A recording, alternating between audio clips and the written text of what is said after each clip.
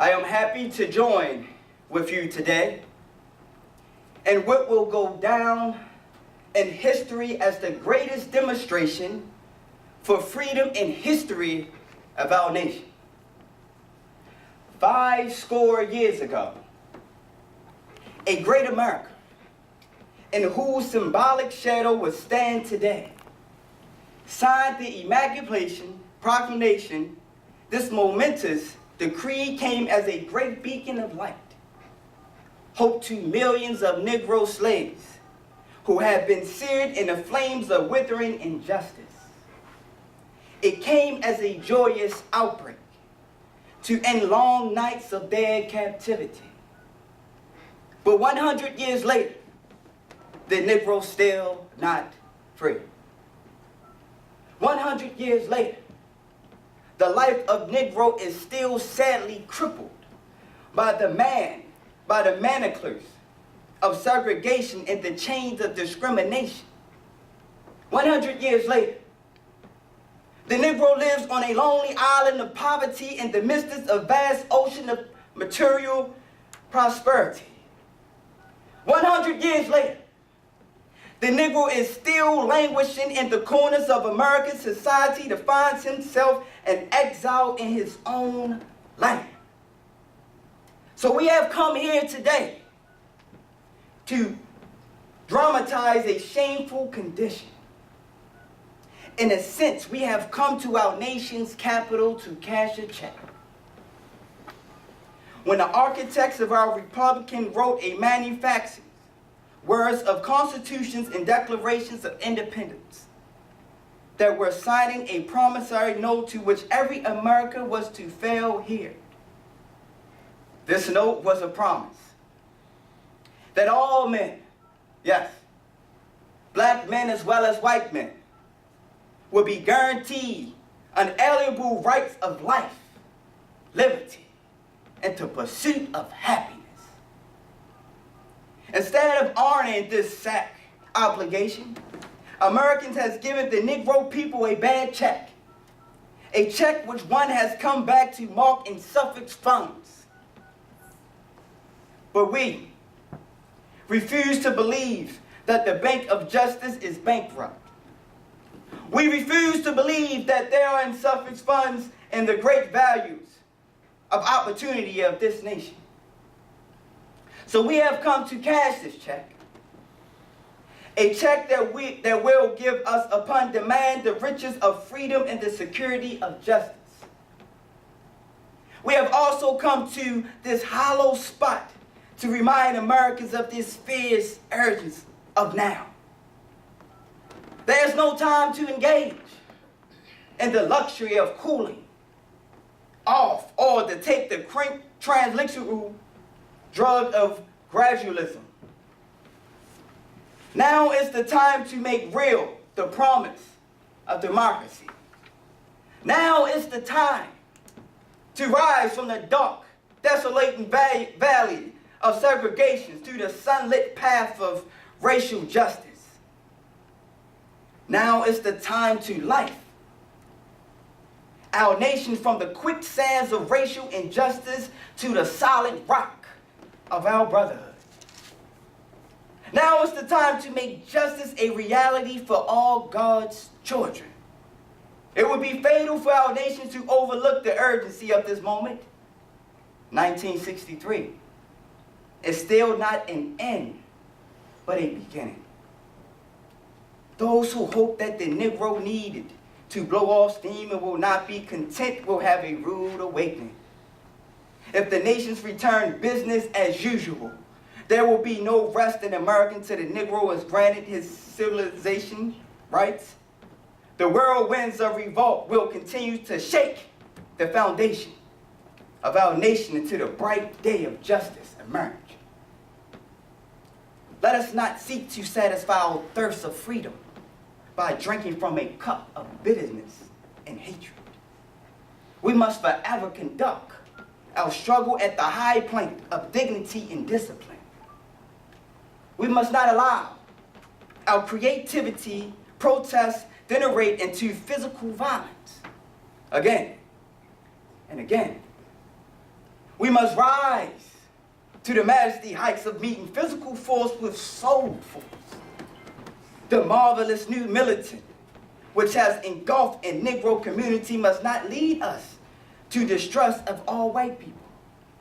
For many of our white brothers, as evident by their presence here today, have come to realize that their destiny is tied up with ours. They have come to realize that their freedom is bound to our freedom. We cannot walk alone. As we walk, we must make the pledge that we shall always march ahead. We cannot turn back.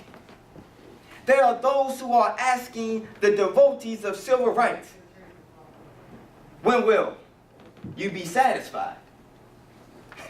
We can never be satisfied as long as the Negro is a victim of the unspeakable horrors of police brutality. We can never be satisfied as long as our bodies, heavy with fatigue of travel, cannot gain lodging in the motels of highways and the hotels of cities. We can never be satisfied as long as the Negro's basic mobility is far from a smaller ghetto to a larger one. We can never be satisfied as long as our children are stripped from their selfhood and robbed from their dignity by signs stating for whites only.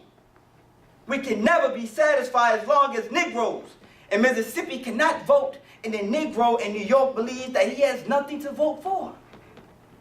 No, no, we are not satisfied, and we will not be satisfied until justice roll down like water and righteousness like the mighty stream. And not unmindful that some of you have come here out of great trials and tribulations. Some of you have come fresh from narrow jail cells. Some of you have come from areas where quest from freedom left you battered by the storms of persecutions and stagnant by the winds of police brutality. You have been veterans of creative suffering. Continue to work with the faith that unearned suffering is redemptive. Go back to Mississippi. Go back to Alabama. Go back to South Carolina. Go back to Georgia. Go back to Louisiana. Go back to slums and ghettos of the northern cities, knowing that somehow these situations can be changed. Let us not wallow in the valley of despair. I say to you today, my friends, so even though we face the difficulties of the day and tomorrow, I still have a dream. It is a dream deeply rooted in the American dream. I have a dream that one day in this nation will rise up and live out the true meaning of its creed. We hold these truths to be self-evident, that all men are created equal. I have a dream that one day on the real red hills of Georgia, the sons of former slaves and the sons of former slave owners will be able to sit down together at the table of brotherhood. I have a dream that one day, even the states of Mississippi, the states of sweltering with the heat of injustice, sweltering with the heat of oppression, will be transformed into the oasis of freedom and justice. I have a dream that my 4 little children will one day live in nations where they will not be judged of the color of their skin, but by the content of their characters. I have a dream today.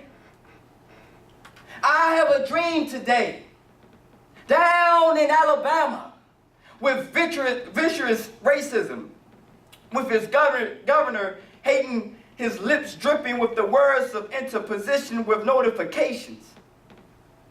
One day down in Alabama, where little boys and black girls will be able to join hands with little white boys and little white girls as sisters and brothers.